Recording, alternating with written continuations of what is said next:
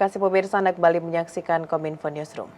Presiden Joko Widodo menegaskan konsistensi hilirisasi merupakan kunci Indonesia untuk melompat dari negara berkembang menjadi negara maju.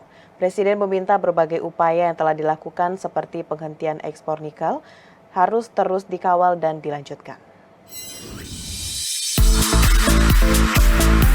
Sebagai upaya mewujudkan Indonesia menjadi negara maju, pemerintah akan terus mendorong hilirisasi industri yang diyakini akan menjadi modal besar untuk lompatan peradaban negara. Hilirisasi merupakan strategi untuk meningkatkan nilai tambah komoditas yang dimiliki oleh suatu negara. Dengan hilirisasi, komoditas yang diekspor tidak lagi berwujud bahan baku mentah, tetapi sudah menjadi barang setengah jadi. Presiden Joko Widodo menegaskan bahwa saat ini Indonesia akan melanjutkan hilirisasi tak hanya nikel, tapi juga komoditas bauksit dan tembaga. Ia juga memerintahkan jajarannya untuk fokus pada program besar tersebut. Sehingga sekali lagi saya sampaikan kepada para menteri, setiap rapat, jangan tengok kanan kiri, lurus terus hilirisasi. Digugah di WTO terus. Kalah tetap terus.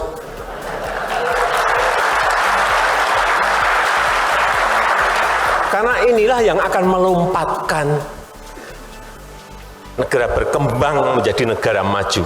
Menurut Presiden, nilai tambah yang dihasilkan oleh hilirisasi sangatlah besar. Berdasarkan data yang diterima, proyeksi manfaat hilirisasi minerba dan gas akan menambah produk domestik bruto dan mampu membuka lapangan kerja hingga 8,8 juta. Presiden pun berharap melalui konsistensi hilirisasi, Indonesia akan menjadi negara maju dengan gross domestic product pada tahun 2045 mendatang, hingga bisa mencapai angka 9 hingga 11 triliun US dollar.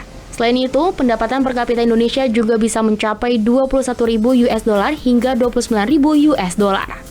Dan income per kapita kita, kalau kita konsisten, income per kapita kita berada di angka 21.000 sampai 29.000 US dollar. Jadi negara maju kita.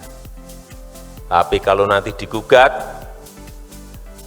kita mundur, kita belok, enak lagi ekspor bahan mentah, lupakan kita menjadi negara maju. Informasi selanjutnya pemirsa, Menteri Keuangan Sri Mulyani Indrawati mengatakan prospek ekonomi global di tahun 2023 menemui titik cerah. Hal ini dibuktikan dengan catatan BPS terkait inflasi pada akhir 2022, yakni sebesar 3,36%, jauh lebih rendah dari perkiraan Bank Indonesia sebesar 4,61%.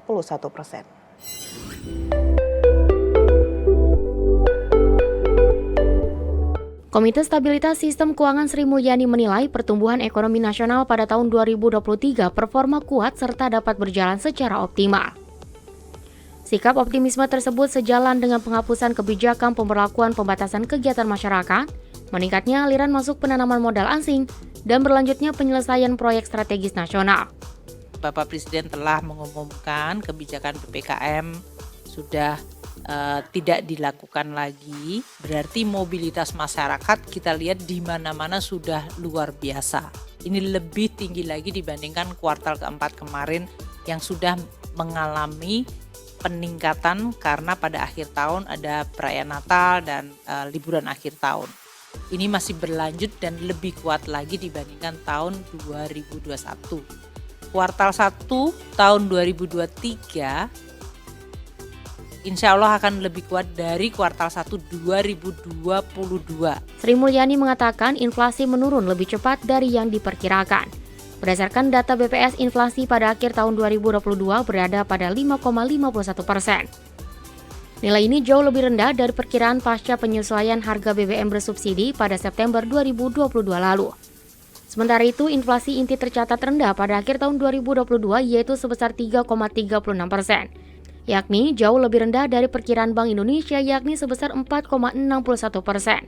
Menkyu menambahkan inflasi inti diperkirakan tetap berada dalam kisaran 3,0 plus minus 1% pada semester 1 2023. Dan inflasi IHK kembali ke dalam sasaran 3,0 plus minus 1% pada semester 2 tahun 2023. Dan sinyalnya juga akan positif terhadap investasi. Tadi disampaikan oleh Pak Gub maupun oleh Pak Mahindra bahwa kredit growth sudah di atas 11%. Nah, ini memberikan berbagai indikasi bahwa source of growth, sumber pertumbuhan ekonomi kita yang domestik masih sangat kuat. ekspor barangkali sedikit akan mengalami koreksi, namun dengan tadi pemulihan ekonomi yang masih akan berjalan atau relatif lebih baik sesuai dengan IMF, itu memberi harapan pada kita, termasuk dari RRT yang dengan pembukaan ekonominya itu dampaknya akan sangat signifikan kepada dunia. Jadi berbagai faktor ini menimbulkan suatu proyeksi untuk 2023 pertumbuhan ekonomi Indonesia masih akan tetap di dalam kisaran di 5% atau bahkan mendekati asumsi APBN 2023 yaitu 5,3.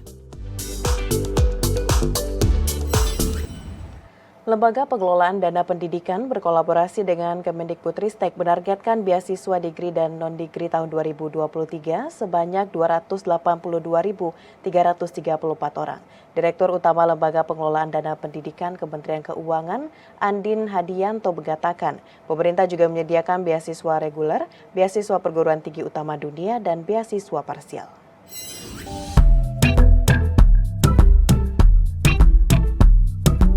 Kementerian Keuangan melalui Lembaga Pengelolaan Dana Pendidikan atau LPDP bekerja sama dengan Kemendikbudristek menyediakan 282.334 beasiswa untuk tahun 2023. Ratusan ribu beasiswa tersebut terdiri dari 1.054 untuk degree dan 281.280 orang untuk non-degree. Penerima beasiswa degree terbagi atas S1 dalam negeri 50 orang, S1 luar negeri 50 orang, S2 dalam negeri 250 orang, S2 luar negeri 50 orang, S3 dalam negeri 614 orang, dan S3 luar negeri 40 orang.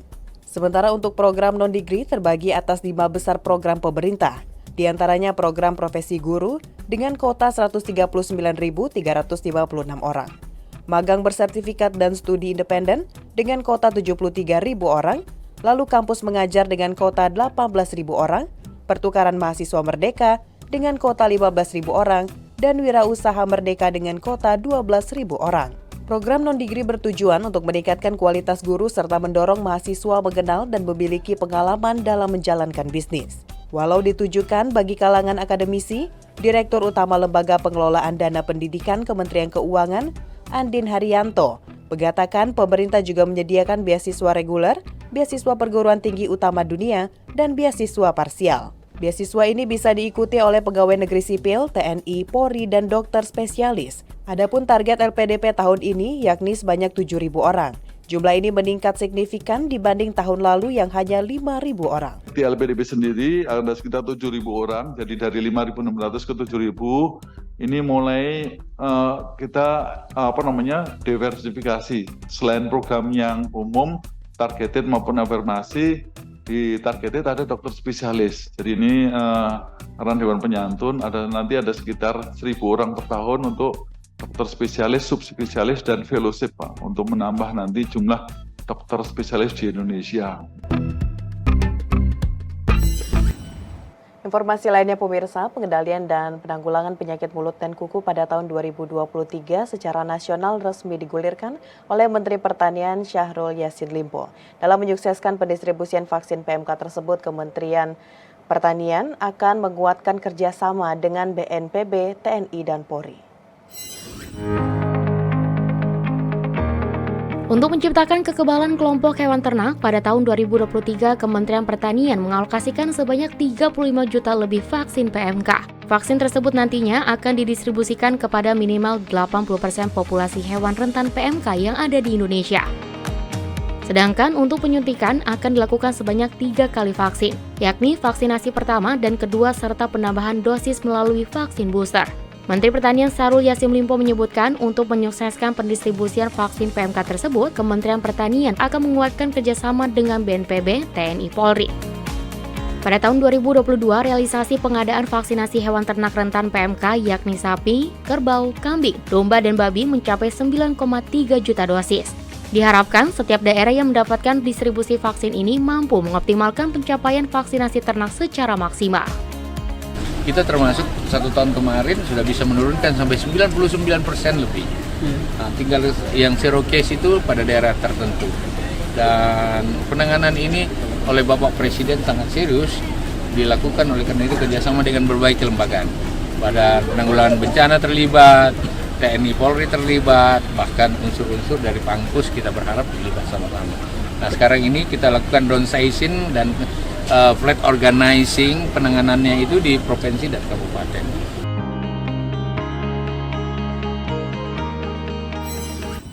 Pemirsa, setelah jeda kami akan kembali dengan informasi lainnya. Tetaplah bersama Kominfo Newsroom.